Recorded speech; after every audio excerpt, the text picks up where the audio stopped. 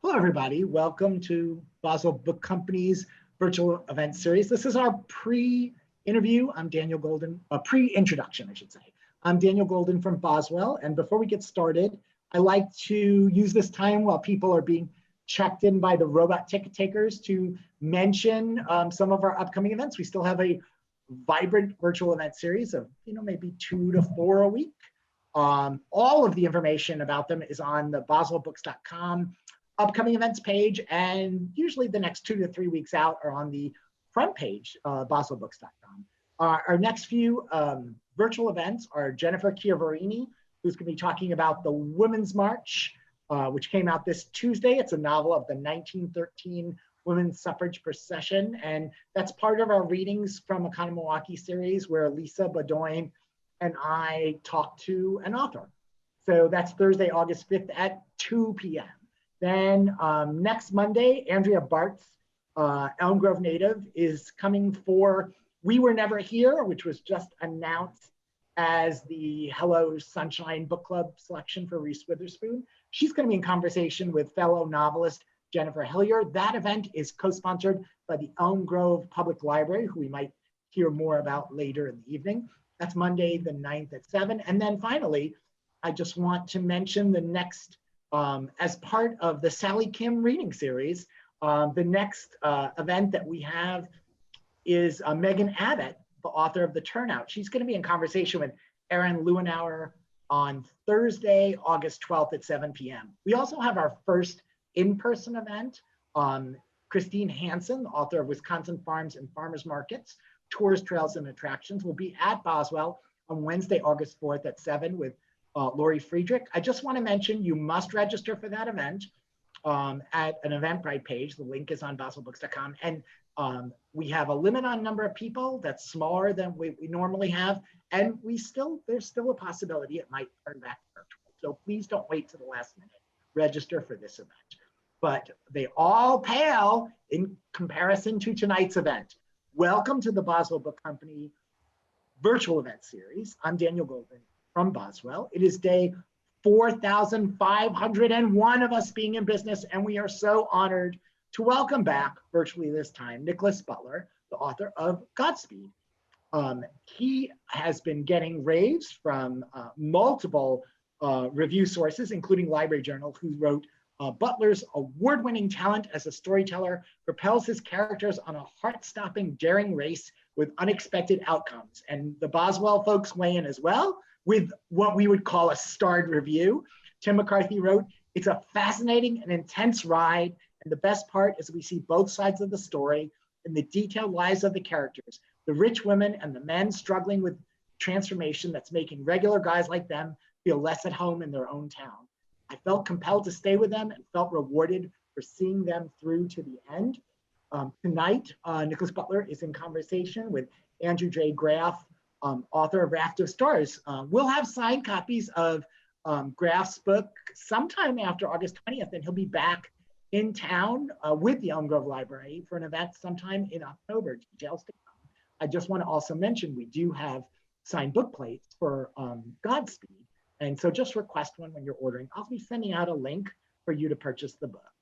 Here's a little more about our authors. Nickolas Butler is the author of Shotgun Love Songs, The Hearts of Men, and Little Faith, as well as the story collection Beneath the Bonfire. His writing has appeared in Plowshares, Narrative, and the New York Times Book Review. He's a graduate of UW-Madison and the Iowa Writers Workshop, and he lives in rural Wisconsin. We know where, sort of where. Andrew J Graff, who's joining us tonight, also grew up in Wisconsin in the Northwoods. He is also a graduate of the Iowa Writers Workshop and now teaches at Wittenberg University in Ohio. I am so honored to have both of you here, my dream conversation team of Wisconsin, something that rhymes with team. So with that said, welcome. I think Mr. Graff is starting things off, so thank you. Yeah, thanks, Daniel. Thanks so much. Thanks, Daniel. I'm really excited to be here tonight. Nick, how are you? I'm good, man. It's nice to see your face again. I got my first foray into virtual conversations was with you, so I feel like maybe I've I've stepped up my background just a little bit. It's not like my in-laws' wall of family photos. Yeah, I like the wall of photos though. That was good as well. So How are you? I'm doing great. We were just up in Wisconsin. We just traveled through, did 1,600 miles with 4 kids in a high mileage minivan. So summer vacation is going well, you know. Right on. Yeah, I saw your pictures. I saw you diving off the dock into some northern lake, I think it was. So Yeah, yeah, it was good to be home. It was really good to be home. Well, I have a ton of questions I want to ask you about Godspeed tonight. I mean, you know, theme, characters, the title, the cover. But before we do any of that, I think it'd be great if you took your time to introduce the book however you want, and Sure. shout out to anybody. And could you read some of it as well? Does that sound good to you? Yeah. Godspeed sort of well, let me take a step back. Back in 2014, we finished building the house that I'm talking to you from in rural Wisconsin, and a family friend of ours who works in the construction trade stopped by to say hello, and he started telling me about this house he was working on not so far away from ours, south of Eau Claire, and he and the rest of the guys on the construction crew had fallen behind their deadline, and the homeowner got everybody together and basically offered every guy in the crew a 5-figure bonus if they could finish the house in 3 weeks. And my friend turned to me and said, Nick, if we had all the meth in the world, we couldn't get that house finished in 3 weeks. And I thought, seems like a pretty good idea for a book.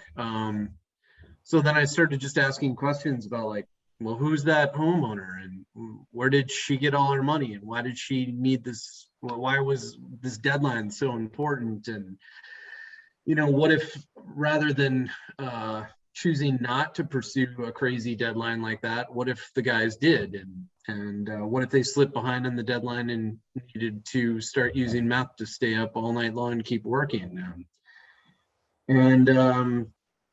Yeah, it was you know, sort of a departure for me, I guess. Not the normal thing that I write, but I had a hell of a lot of fun writing it. And yeah, may I just read like a page or so, page and a half? So I'll just start from the beginning. This was the house that would change their fortunes. They could feel it. Cole had barely steered his pickup off the highway and passed through an open cattle gate before they began climbing the dusty canyon road north, and they could feel it. Money. Like a vibration in the crisp mountain air, it was humming out there, an expectancy, a promise, and they were driving toward it, cottonmouth, skin crawling. They could practically see it on the wind pushing the late summer leaves, swaying the yellowing meadow grasses, smiling down upon the dappled river water below. The whole world here looked like money just waiting to be plucked up off the ground, the leaves like greenbacks, the shimmer of the water like silver coins. They needed this house, this break. They needed this work for what sounded like as much as a year or maybe more. And not the thankless backbreaking tedium they'd been reduced to for the past few years either. No, this was something to build a reputation on, a name, something to stake a man for decades, the kind of signature house a person could point to and proudly say, I built that, I built that. The kind of house that 30 years from now, when they were all broken down old men, they could travel to with their grandchildren and be welcomed like masters of some dying art. Bart rode in the passenger seat, blinking down at the chasm that had now fallen away just an arm's length from the gravel road. Not even a mile off the highway, and already the country was wild, wild, wild. Below the road snaked a river, raging white and blue, cataracts tumbling, and above them, off the low mountainsides, wispy waterfalls spilled down like great lengths of silver white hair. A prominent dip of chew bumped out Bart's lower lip, and by he spit into an empty Coca-Cola can. I lived here almost 20 years and I ain't ever been down this road, he said, peering over at Cole, who took the gravel track with white-knuckled respect. A blown-out tire wouldn't just be a pain in the ass out here. It would put them behind schedule for their noon meeting with the homeowner. You ever been back here, Cole? Cole shook his head no, fixing Bart with a meaningful look for as long as he dared before turning back to the road ahead of them. This is big, pristine, private country, the look communicated. You and me, we don't just get invited back here. Maybe I'll stop there. Awesome, thanks. That was nice to hear you read that.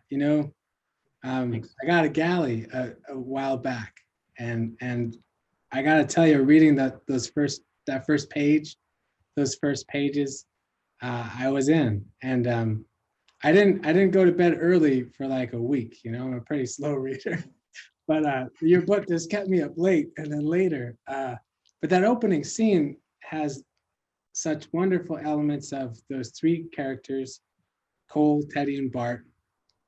True triangle construction company, right?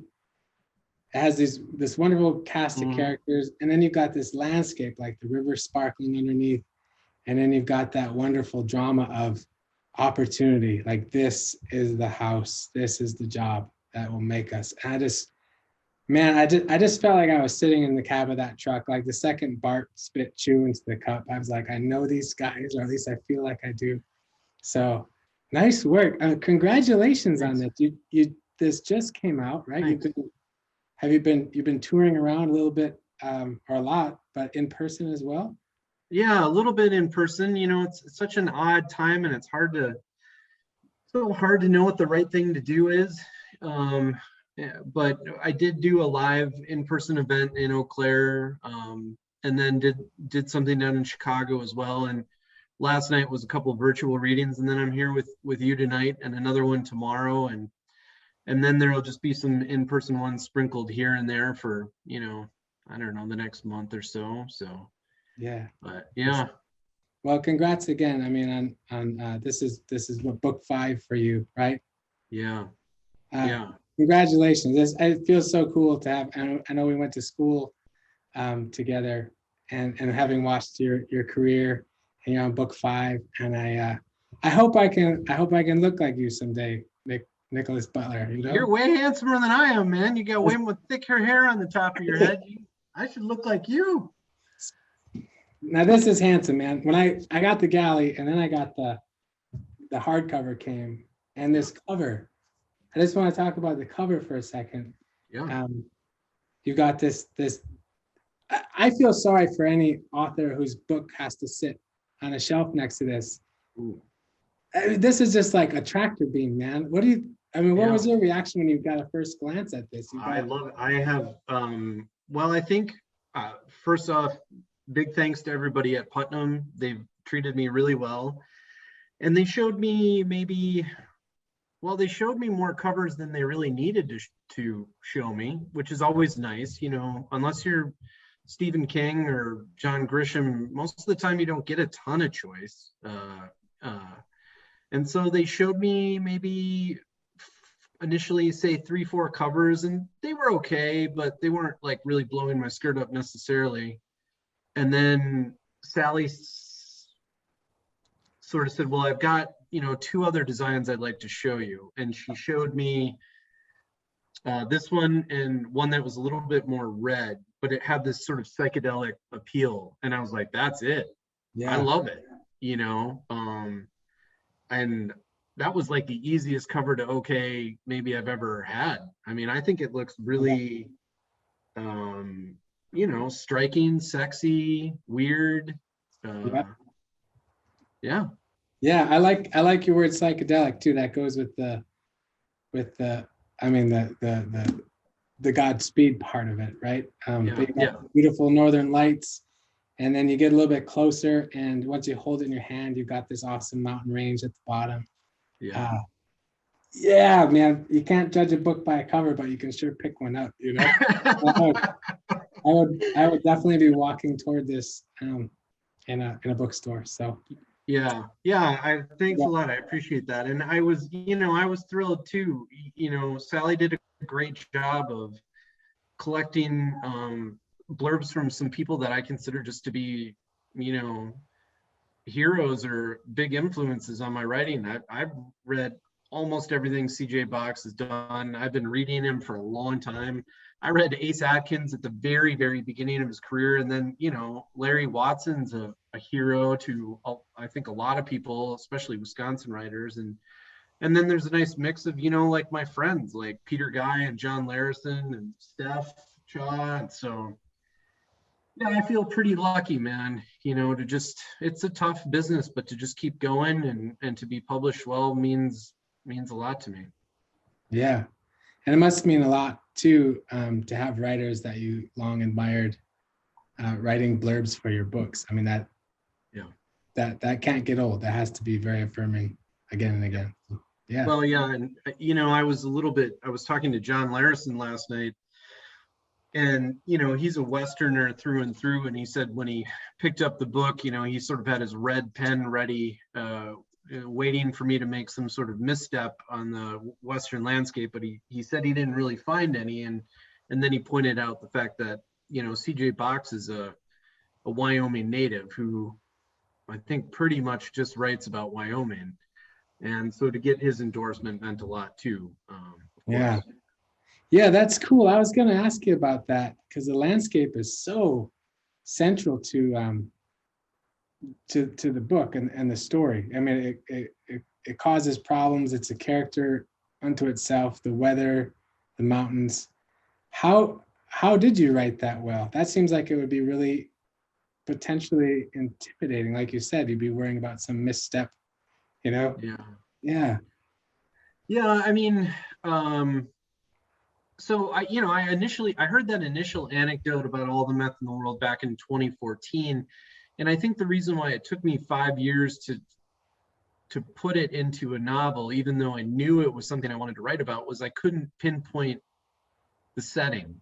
I just, for some reason, it didn't feel like Wisconsin to me. And I think um, part of that is, and you know this well, I mean, Wisconsin suffers pretty horrible winters, but if you place it in Wyoming, then there's more snow, there's mountains, and there's the sort of fear that the road will just be shut for the wintertime. So a little bit like The Shining or something like that.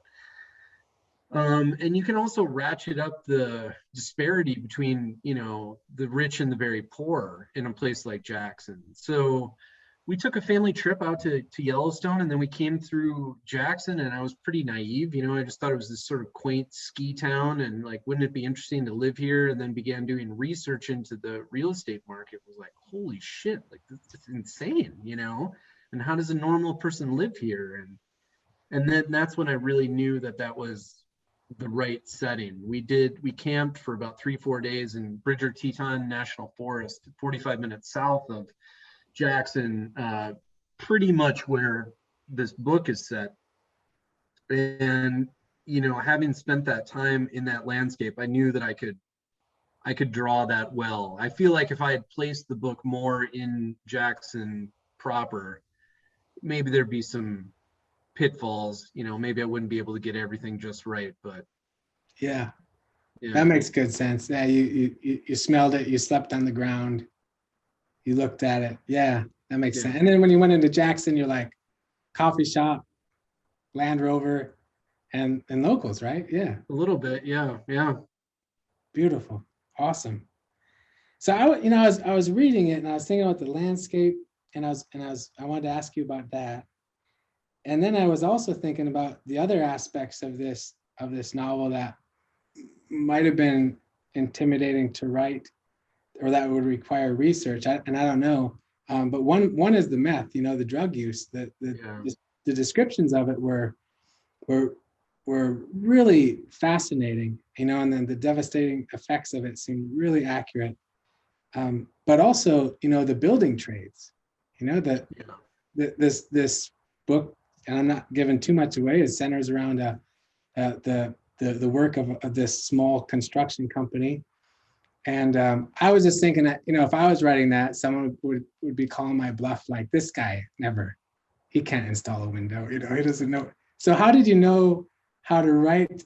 How did you know how to, you know, work on a house in a novel? Yeah. Well, the construction thing, you know, that came from just being on the construction site every day when our own house was being built, and you know, I never knew anything about construction before that, but I knew it pretty intimately after the, you know, whole project was done.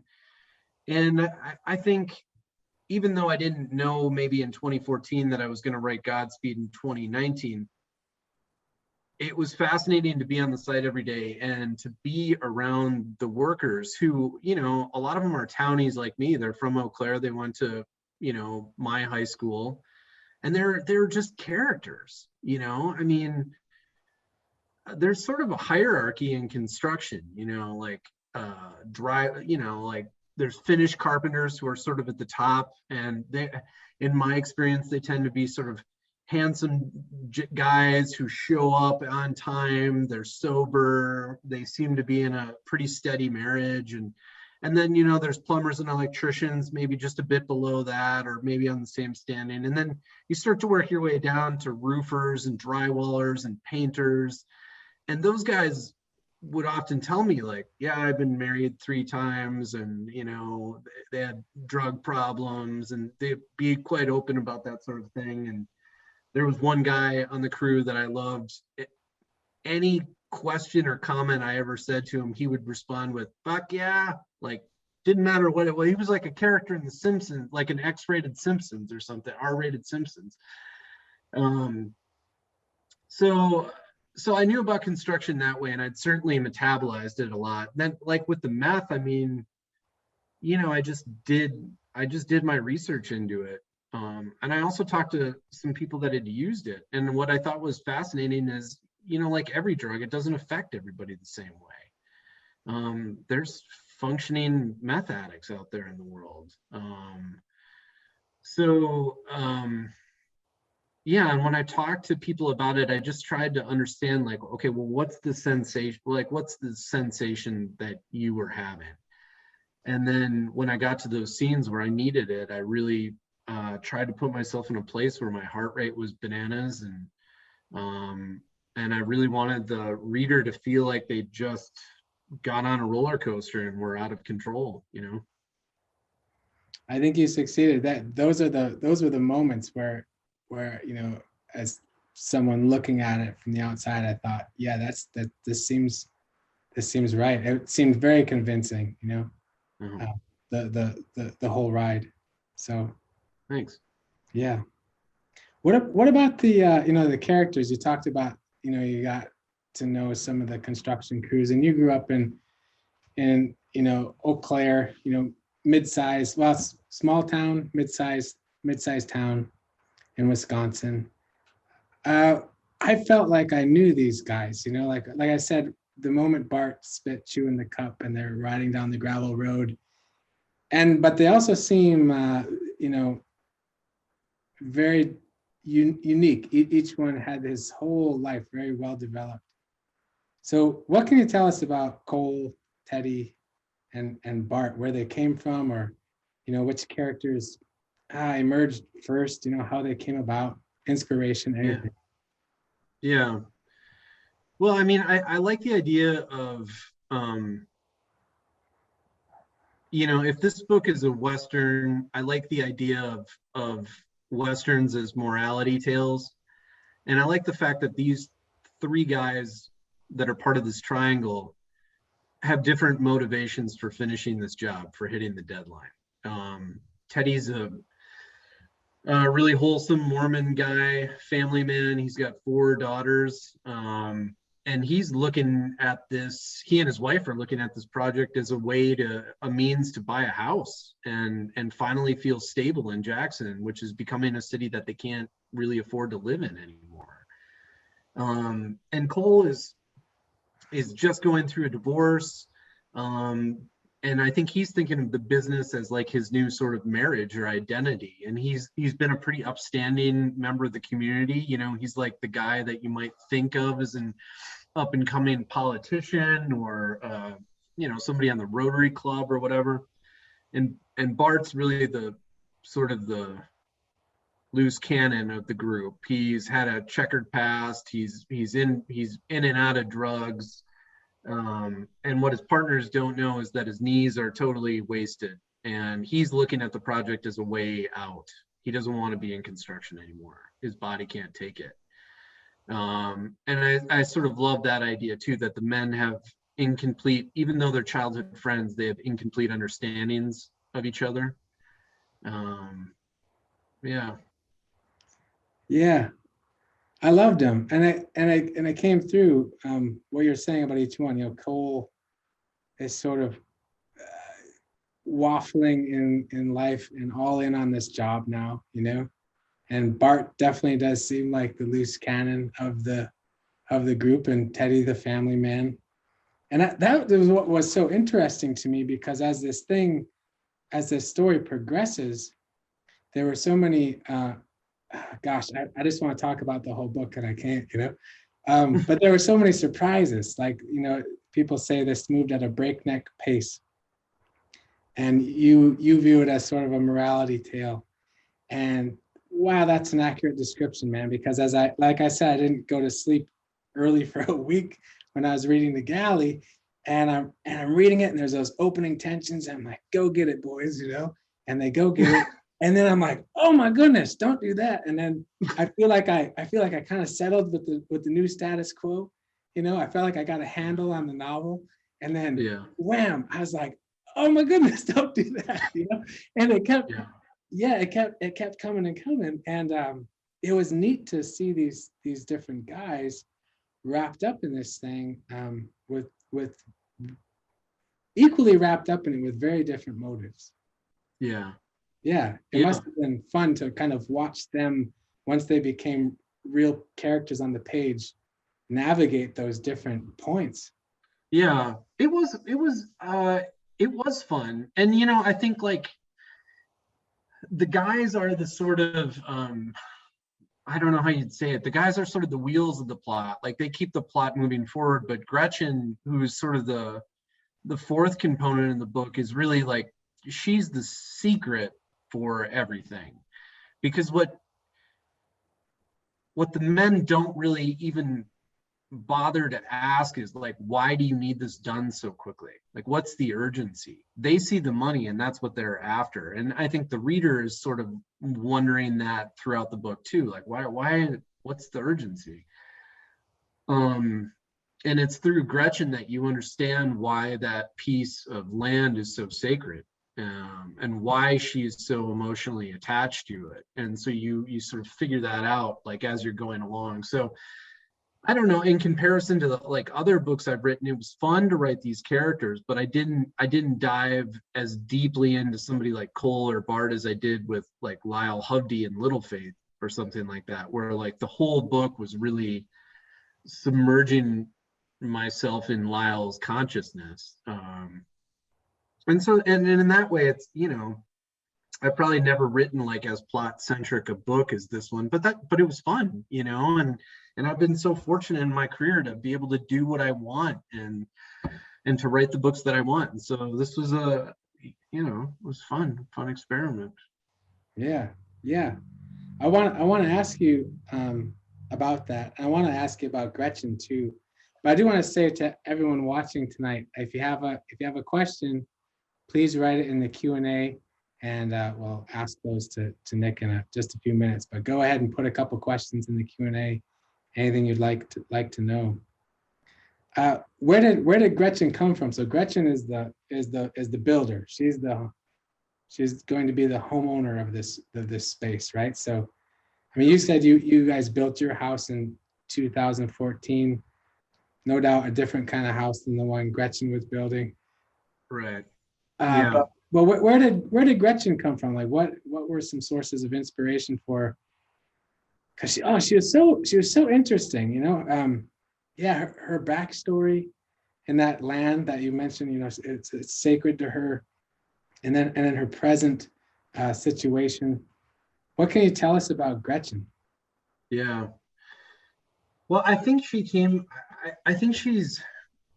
It would not be accurate to say that she's modeled after my wife, but I think my wife was is trained as an attorney and has been very successful. And she early in her career, she was working at a big sort of corporate law firm, and we got a taste of what that lifestyle looked like, and we didn't love it. She really didn't love it, because we would see, you know, partners in her firm that were making gobs of money, obscene amounts of money, but they didn't even have time to spend it. And we also saw that a lot of women were dropping out of the practice because there was just some point along their careers where, maybe they wanted to have a family, and the law field at that time was not super, accepting of that. And the other thing that we noticed was just like my wife's life, her workaday life had been reduced to 12 or 15-minute increments as she was billing constantly. So I was thinking about a character that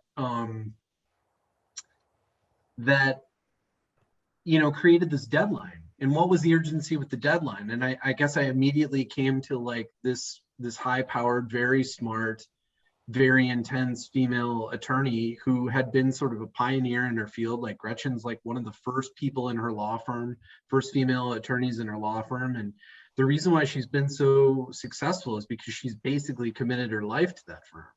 And that seemed like a really interesting character to me, and somebody that nicely sets up notions of time and mortality and money and happiness and meaning and all these other things.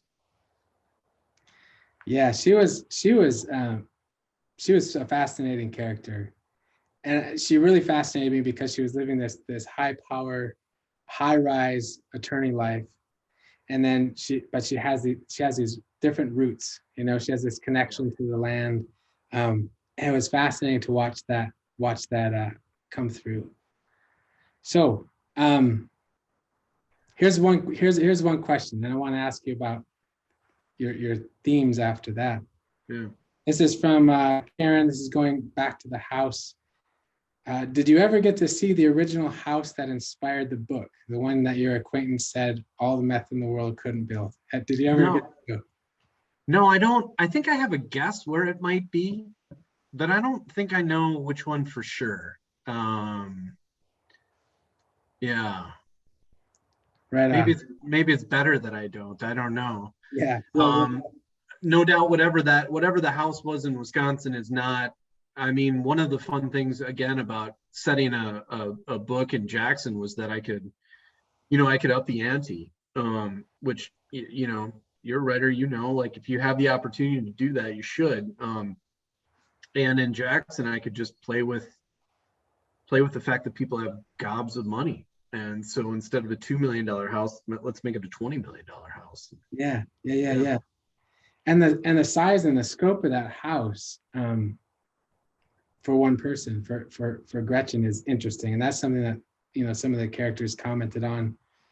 What were you thinking about? Man, not only housing. Like what questions were in your mind as you were writing this book? Not just housing, but how much is never enough? The main character's pursuit of money at very high cost. Yeah. Gretchen's pursuit of this home, or even success in the career. What was on your mind as you were tackling some of these things or watching the characters navigate some of these things? Yeah. Well, I mean, I think, candidly, one thing I thought about was like after we finished building our house, which is nothing like Gretchen's house. It's I would say a middle class or an upper middle class house. I thought that maybe after the house was completed that I would instantly be like happy that I had created like, my own private Shangri-La or something like that. And it's not true. It's like, I was the same guy I was before the house was complete. And I, began asking myself questions about,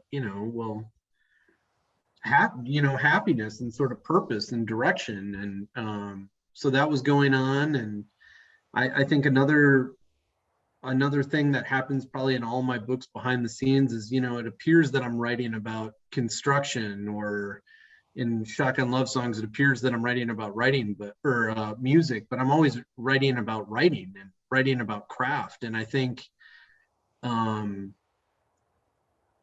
think 5 books into my career, I'm asking myself questions about, craftsmanship and, how do you keep motivated, and what's your notion of success as a writer? you know? Yeah. So it's not about the house in the book. For me, some of it's about like, well, I don't know what's going to push me for the next 20 years of my life if I want to keep doing this, you know? Yeah. Does Yeah. that make sense? Oh, that makes tons of sense, man. When you said the word arrived, like this sense that, once the house is built, I will have arrived, and be like suddenly happy, Yeah. And I think that's why the subcurrent of this novel is so easily applicable to any life, because when you said that, I can instantly think of a handful of different times in my life when I thought, boy, if only that, then I'll Yeah. be done, Yeah. And then, if you're fortunate or unfortunate enough to get only that, and you realize I've arrived nowhere. You know what I mean? Yeah. Right? Yeah, I'm sure. I mean, I don't know. I can't speak for you, but when I got into Iowa, that was like I arrived, Yeah. Yeah. and then 2 months into my time in Iowa, I was like, oh, I guess I got to write and publish a book. And then you write and publish a book and you're like, well, I guess I got to keep writing other books. You know what I mean? It's always one thing I've been thinking of spending a lot of time. This is quite separate from the book, but I love my in-laws so much, and I love the job that they did raising my wife, because they live in this house that 3 generations of my wife's people have lived in. The carpeting is original in places. They don't buy a lot of material shit.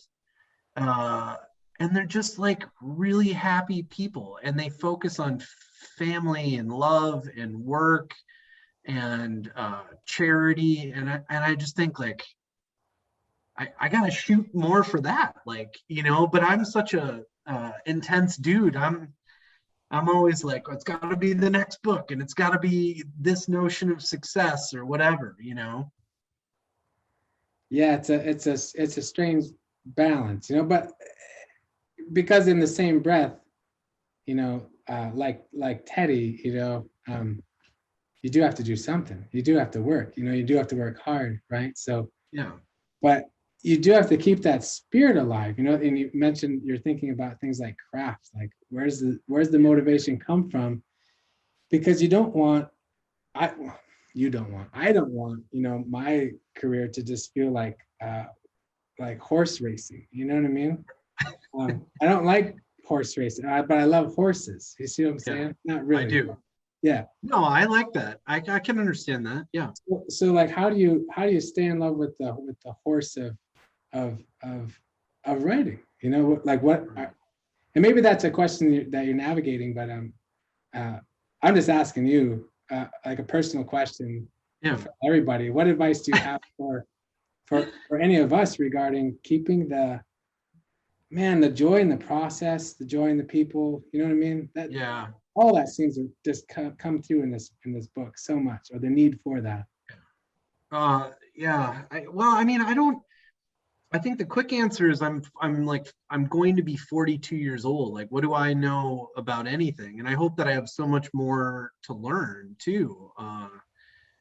But one thing that's been kind of an unexpected surprise for me is I've been writing these short essays for my local newspaper, which, outwardly, maybe to the literati or whatever is not super cool. But to me, writing those essays has been important because it's almost like a community service. Like, I'm writing for my city. I'm writing for a local newspaper that's not doing very well. It's not about the money. It's about meeting a deadline. It's about challenging my craft. I'm not a nonfiction writer. And so working on those essays has sort of made me stretch myself a little bit. And that's been just a great way to kind of return to craft. And one thing that I always used to charge me up, it's harder now with COVID, but when you're fortunate enough to go out and promote your book and you go to a bookstore like Boswell, you get to talk to booksellers, you get to talk to readers, and you know, the reason why you and I are writers, I think, is because we just love books. That's it, right? You ain't getting into it for fortune and glory. You're getting into it because some book that you read when you were 18 changed your life, you know? And so I miss that. That's one thing that's really been hard on me during COVID, is like, I don't have anyone to talk. I don't have the normal community to talk to. Yeah. You know what I mean? Hopefully that's coming back, you know, but yeah, I hear you, man. I always tell people I became an English teacher for one reason, man. Dollar bills. It was a bad choice, you know? Yeah. Anyways. Yeah. Christy Wagner writes here in the comments that a driven business owner used to tell his employees how much is enough, just a little bit more. That seems to be in operation in a lot of these different characters in this book. Yeah. And then Laura Bird wrote that you just spoke a beautiful testament to your wife's family, very movingly put. And I'll say too, with your essays, you know, I follow you on Instagram. If any of you don't follow Nick Butler on Instagram, you should at Wisco Butler. Yeah, I've seen pictures, man, of your father-in-law, I believe, like playing cribbage or something. You know? Yeah. I'm like, dang, that's the kind of I want to play cribbage with your father-in-law. If I'm ever in Eau Claire, you gotta have me over. Yeah. Oh, yeah. He'd be thrilled, you know, especially if you're not a good cribbage player. I don't know if you're good or not, but no, horrible. So yeah, I'd perfect. Yeah. Yeah, perfect. Make the old guy's day. Yeah. Yeah, I'm the luckiest guy in the world in a lot of different ways. I've had a really fortunate, lucky publishing career, but I got and I know you've got a great family life too. I feel really fortunate to have a great marriage and great kids and great in-laws, and my mom is like my biggest cheerleader, which is cool. Yeah, awesome. Christina Powers has a question for you. What do you enjoy reading, and what is something you read recently that you recommend? Well, I read your book in the last year, which is a damn fine book, and you know, congratulations. You know, you've had a good ride too. It just feels like your book keeps finding more readers, which is good, right? It's been a thrill. Yeah. We're very lucky. I like to read everything, but you know, but I don't always get to choose exactly what I want to read, because publishers are sending me advanced readers copies, and so I'm reading other people's work, and where I can, offering, you know, blurbs and stuff. Boy, I read a book called Heavier Than Heaven, which is an autobiography of Kurt Cobain. Really enjoyed that. I'd never read Still Life with Woodpecker by Tom Robbins, which was really delightful. Totally different than the way that I write, but I loved it. I don't have I keep a journal with everything that I've read, and I don't have that right in front of me, unfortunately. So I can't, I write all this stuff down in a journal, Andy, so I don't have to remember it, you know? Yeah, I do know. Yeah. I'm pushing 40, and I also have young children, and if I don't write it down, it's gone. It's gone. Yeah.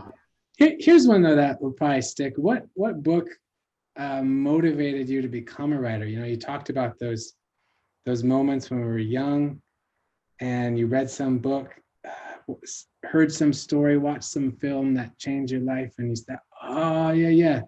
Storytelling, right? What was, do you have an example of that for?